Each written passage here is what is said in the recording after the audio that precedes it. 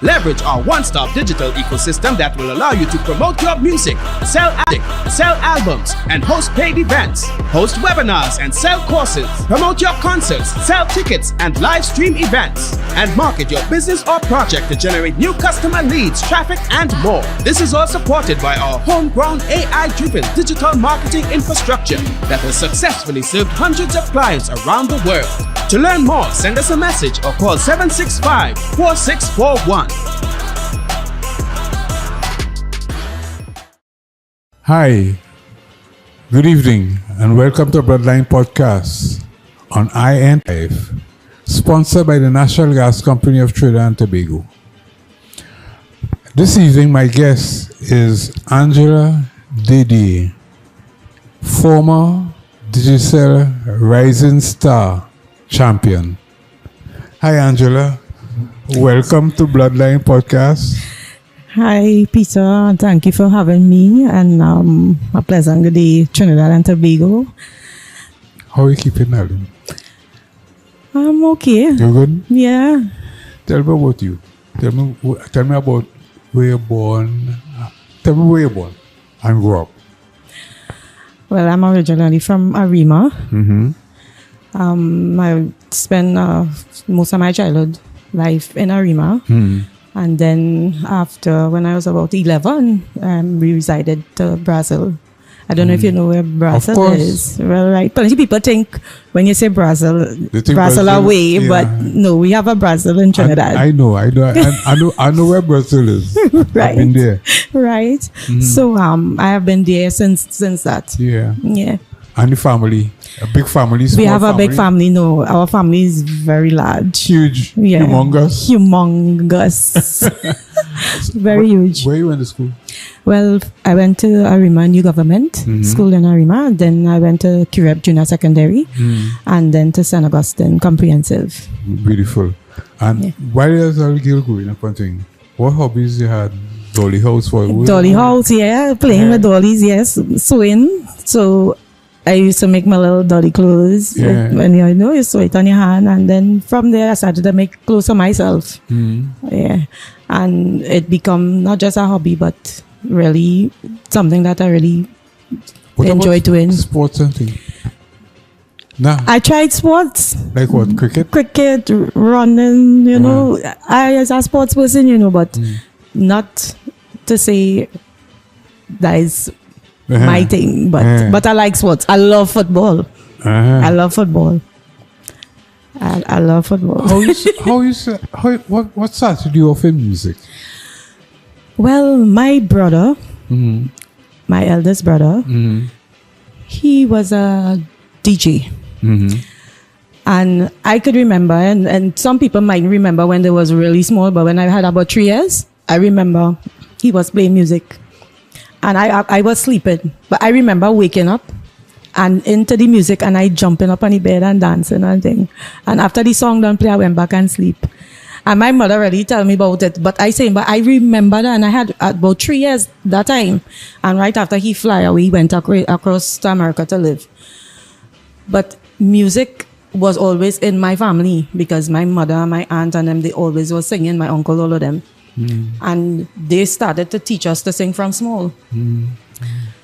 And it's kind of funny, but I have one of my aunts, when we sing or we recite anything at all, she will have raisins. She loves to eat raisins. So she said, well, if we sing anything, I'll get some raisins. But we were small. So we singing and we doing whatever, we will get little raisins and things.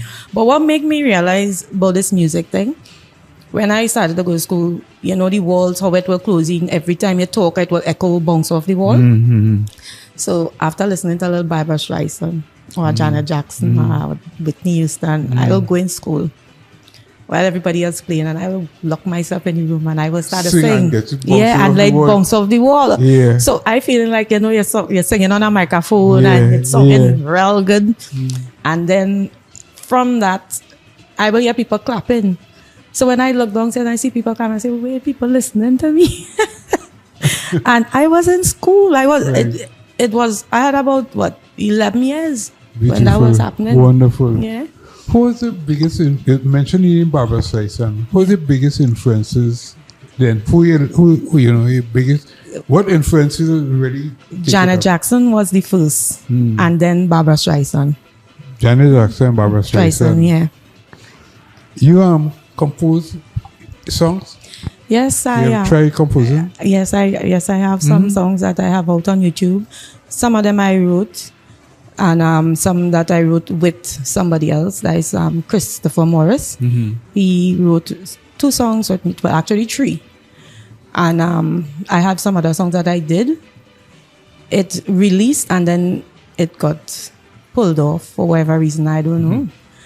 But I'm looking to do it over because those 2 songs that I did not too long ago, it's 2 good songs.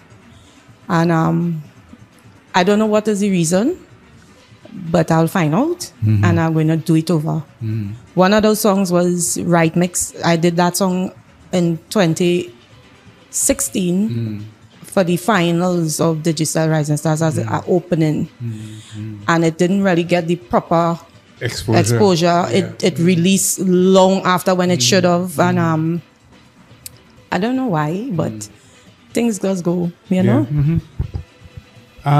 You play any instrument? No. You don't play any instrument? I have a keyboard I started to practice with. And I look into going to bass, to play bass guitar. Like that? I love bass and I like keyboards. So I invest in a keyboard and I'm going into that and bass. Tell me a little bit about the Digicel Rising Stars. The show itself? About you winning. Well, how was that experience? Since the beginning of the Digicel Rising Stars show, I always watch it and I say, Angie, you need to go on the show. Give it a try. Yeah. Because every year I see the cast that they choose and I think that I could have done. I could go on the show.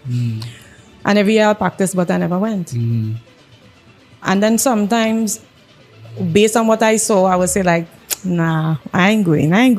Because a friend of mine went on it and she told me, Angie, it have a certain age group and they might find we too old and da da da da da. And I said, don't make joke. And she actually went on the show, but she make it in the 10, but she didn't make it to the top 5. And when she told me certain things, I was like, I don't want to believe that. Yeah, I understand. Yeah. So I still didn't go, but that 10th year, I say no, I'm going. And when I went, I asked the question, is there an age group? Yeah. You know? And the guy watched me and he said, no. I said, you sure? Him, yeah. Him, why you ask that? I said, I just wanted to know. And I followed the form and whatever. And when the audition came, Nigel Rojas was the judge at the time. And I know one time, from the time they heard me, it was like, yeah, inside. And besides him saying that, the other members who came to audition, they were whispering it, she going in, she going in. So it kind of built my confidence that, I feel her inside. And it actually happened. So when I went on the show, the first audition, the first live show, I was kind of scared, but it didn't show. It looked like if I was feeling bold, but deep down I was scared. Yeah, I was scared. But I enjoyed the show. The cast that was there with me, they really pushed. All the staff members on the show were really nice to us. Even the management, Miss Nicole. She was like a mother to all of us on the show. I can't say nothing bad about it. Although some of the cast had a few little mishaps. I don't even want to mention it because it's private things. But let's all go there. Yeah. In a competition, you have them kind of things happen. Yeah, but not any competition. Like personal thing happened to them. Yeah, but that happens. Yeah, and it brought everybody closer together. Yeah. Besides that experience, what is your most memorable stage moment? When I heard that my name called that I was the winner on that show. Yeah. It wasn't even about the money for me. It was actually getting the opportunity to showcase what I know I have in me. Right. And to think that it really get the opportunity to get recognized. I wasn't studying the check. I wasn't studying nothing else. I was just, I was like, wait, this really happened for me? And yet still, even though you get that, people will understand what that feeling is about. Yeah. To actually get to make it to the finals, and then, even reaching to the finals is a big deal. Yeah. Well, we reached the part of the interview that I call blood pressure. Oh gosh. I ask you a few questions. Yeah. And you make a choice, okay? Okay. You ready? Yeah. Fudge or sugar cake? Sugar cake. Boil or roast corn? Roast corn. Pizza or gyro? Pizza. Pizza. Yeah. Steak or seafood? Seafood. Beach or river? River. City or country life? Country. Books or TV? Books. Whitney Houston or Barbara Streisand? Barbara Streisand. WhatsApp or talking on the phone? Talking on the phone. Christmas or Carnival? I love Christmas. You see, you answer the question with Frank. Your blood pressure good. Yeah. Your blood pressure very good. Season 3 of Bloodline Podcast is made possible through the support of the National Gas Company of Trinidad and Tobago, continuing to be a good corporate citizen, lending support to various initiatives, including those focused on our arts and culture. Today's podcast is sponsored by Caribbean Spring Water, natural alkaline spring water from the Northern Range. So, let's say, Angie, my dear. Yes. So I heard you singing ballads. I hear you sing parang, right? What was calypso and soca? I try everything. You do calypso and soca? I do calypso. I do soca. I do almost everything, every genre of music, rock, everything. So you see yourself like fronting with a band and a soca band for carnival or anything like that? Or you've done that before? No, I never did it like with a big band, but I did it with bands already before. But like right now, if I talk about soca music. Yeah. And but right now, if I have to do that, I don't mind featuring with a band to do that. But it cannot be for me a long span thing for me. That is how I see it right now at the age that I am. That is how I look at it. I understand, yeah. It is our culture. And I tried it. I wouldn't go there about the experience that I had. But I would like to see more Calypsonians who are the backbone of it. Give newcomers a chance. Because I think that is why it kind of died. Because you want to do it, you're doing it for so much years and everybody growing up knowing about you. But what have you done to pass it on to somebody else? Yeah, I understand what you're saying. And let more people get involved Yes, so that music will be living forever. Here and people will love the culture. Not just a season thing. But when you're not getting that or you're not finding the person that will do that for you, you'd send you somewhere else. Yeah, I understand. If you had like a male artist that you could do a collaboration with, right? Who you'd want to do it with? Marshall. Like orchestra. Marshall Orchestra? Yes. Marshall Orchestra. When it comes to soca music, yeah, I would love to do it with either Marshall or Kiss. Yeah. What advice you'd have for a young woman who want to get you into this entertainment thing, this singing thing? Well, first to begin, they had to know if this is what they really want to do. Don't look at it as just a money-making thing, because it don't come just like that. And then you have to be willing to do the work, which is practice. Rehearse, you must practice. Yeah, because sometimes you feel you could sing a song, somebody tell you, yeah, girl, your song ain't good. But really and truly, you're not ready yet. And you will go out there and somebody will exploit you because they know that is what you want to do, or you think you want to do that. And you will do anything just to make $1. But what I will say is really find out if that is really what you want to do. Because that industry is not an easy industry. Women in the industry, when music is concerned, need support, and it lacks support. The men get most of the support, not the women.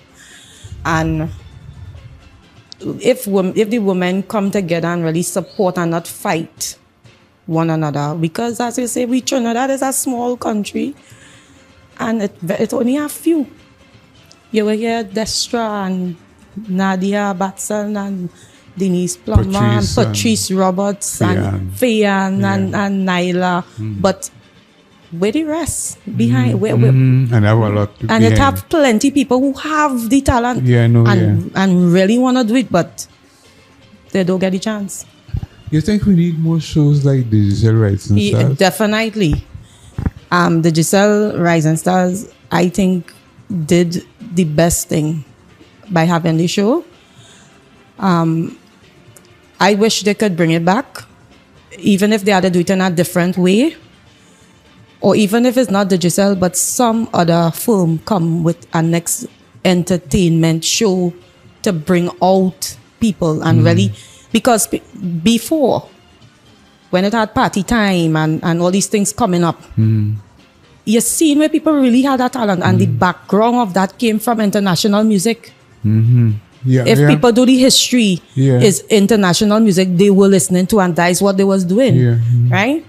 Now it have people doing whatever, and they feel, well, they could just sing and thing, but it's not that. You want Trinidad to go international, and Digicel Rising Stars, the people behind that were very serious people looking for that talent. So if not them, somebody. Tell me something. How do you balance it off? I'm talking about you now, right? Yeah. How you balance off your career, performing, and having a family?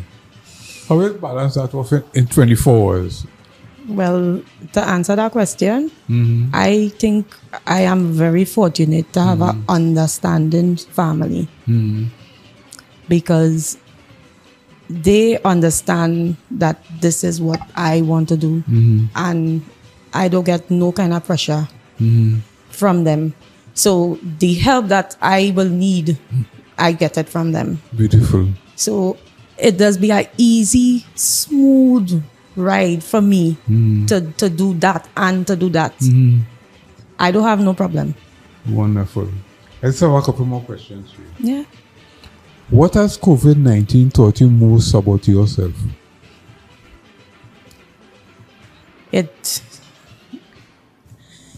How to manage, how to appreciate,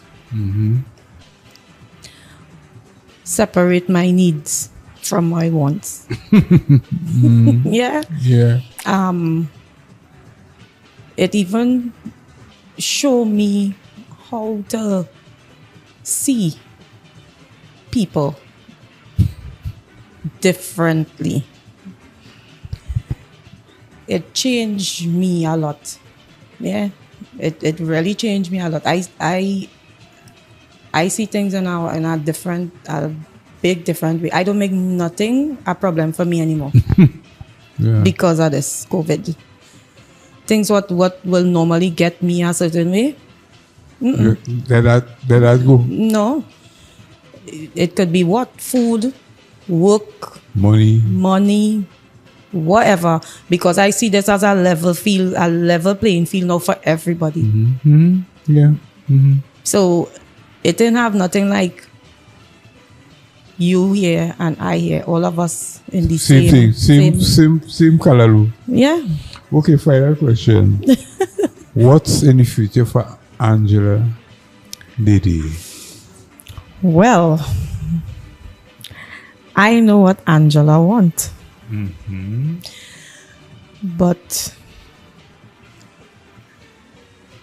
I leaving that up to the Almighty, because I tend to say what I want in the past, and when I say it, it don't ever go the way that I expect it to go. Because he didn't want it to go Because that way. he didn't, and I get to understand that. When you know it happened that way, and you get vexed, you're ready to give up. And then when you get to understand it, COVID teach me that. The COVID society teach me this. If things ain't go this way, it's because that is not where you're supposed to be. So I pull back and I let God go in front. I choose to put God in front at saying it to you because it's the truth. I make that decision to let God direct me now. And I'm not fighting nobody. I'm not fighting nothing. And since that happened, since I started to do that, I just get this kind of feeling inside of me. Peace. It was peace, and then something like it want to burst. And I keep telling them, I get this kind of feeling. What happened to you? I say, I don't know. But this kind of feeling inside, I'm like something big going on up, man. It had me feeling like, like I have butterflies in them. I never had butterflies. I say, I feeling this kind of thing in me. And it had me anxious and excited. And they them, why you saying? I say, I don't know. I just gained this feeling. And one of the things that I wanted, it didn't happen in the way fully yet, but it on the way. And when I get a phone call about this other stepping stone, I was like, this happening for real? And it was Joey Savini called me to tell me that he putting me on the cast for the Chapel Heart concert coming in Trinidad on the 22nd. Which concert is this? Chapel Heart concert. They are 3 girls, 3 ladies that performing on America's Got Talent right now. And they are in the finals. The finals are the 22nd of this month. So in October, they are having a show in Trinidad, concert in Trinidad. And I am one of the cast, the 3rd edition cast on the show. Congratulations, my dear. Yes. Congratulations. Thank you so Your much. Your future is It's bright. It's bright. And man. Yes. And I know it's an opportunity a lot of people will want to have. And not everybody will be given the opportunity. When is that show again? On the 22nd of October of this year. Yeah. October 22nd? Yes. Okay. I must keep my ears to the ground for that. Yes. Nigel Rojas is one of the cast, and Wendy Shepherd is one of the cast. Yeah. Congratulations. Yes. Angela, I must thank you so much for being my guest this evening. Thanks for having me. All right. Yeah. The pleasure is all mine. And mine too. You have been viewing Bloodline Podcast, sponsored by the National Gas Company of Trinidad and Tobago. My special guest this evening has been former Digicel Rising Star champion, Angela Dedier. Thanks for viewing. Have a good evening. Ciao. Digitize and monetize with iEnt Live, the only platform that provides complete digital support for entertainers, promoters, businesses, and entrepreneurs. Leverage our one-stop digital ecosystem that will allow you to promote your music, sell albums, and host paid events, host webinars and sell courses, promote your concerts, sell tickets and live stream events, and market your business or project to generate new customer leads, traffic, and more. This is all supported by our homegrown AI-driven digital marketing infrastructure that has successfully served hundreds of clients around the world. To learn more, send us a message or call 765-4641.